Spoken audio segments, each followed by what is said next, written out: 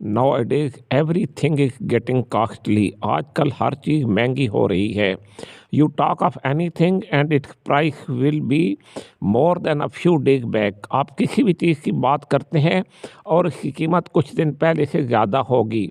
For a common man, life is becoming difficult. एक आम आदमी के लिए ज़िंदगी मुश्किल होती जा रही है.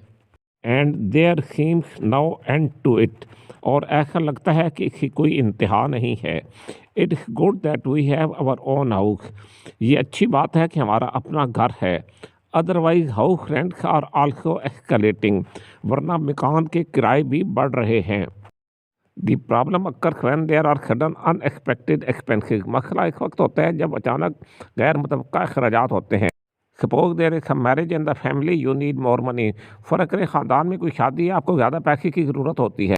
Subscribe Pakistan English Urdu learning academy. Thank you.